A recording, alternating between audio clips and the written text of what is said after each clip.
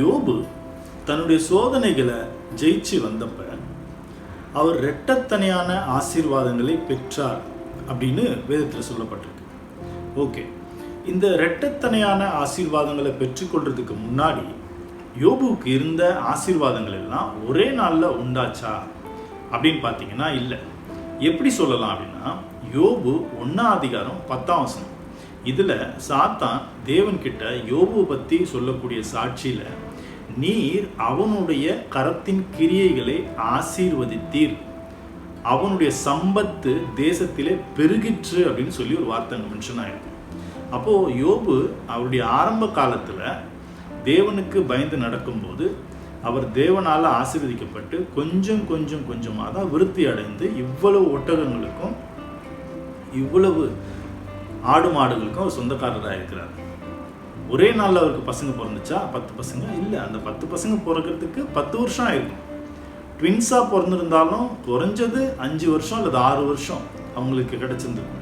அப்போ இத்தனை வருஷங்கள் ஆசீர்வதிக்கப்பட்டதுக்கு அப்புறம்தான் அவருடைய உண்மை, அவருடைய கிரியை ஒரே மாதிரி நிலைச்சு நிற்கிறத பார்த்துட்டு தான் சாத்தான் இவரை சோதிக்கணும் அப்படின்னு சொல்லி தேவன்கிட்டே பர்மிஷன் வாங்கினது. ஓகே, யோபு அதே மாதிரி 2 மடங்கு ஆசீர்வதிக்கப்படும் போது அதுவும் ஒரே நாளில் அவருக்கு வந்திருக்குமா?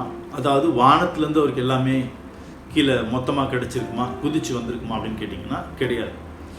அவர் மொத்தமாக 0 ஆன நிலைமையில் திரும்ப அவர் எப்படி ஸ்டார்ட் பண்ணார் அப்படின்னு பார்த்தீங்கன்னா, அவருடைய ஊரில் இருக்கிற முக்கியமானவங்க, அவருடைய சகோதரர்கள் சகோதரிகள் வந்து யோபுவுக்கு அவங்க கையில் வச்சிருந்த கோல்டு செயின், கழுத்தில் போடுற சரப்பணிகள் இதெல்லாம் அவருக்கு என்ன பண்ணாங்கன்னா கொடுத்தாங்க அப்படின்னு போட்டிருக்கோம். இதை நீங்கள் எங்கே வாசிக்கலாம் அப்படின்னா, யோபு 42:11 இதை நீங்கள் வாசிக்க முடியும். அவனுடைய சகோதர சகோதரிகள் வந்து அவனுக்கு ஹெல்ப் பண்ணாங்க.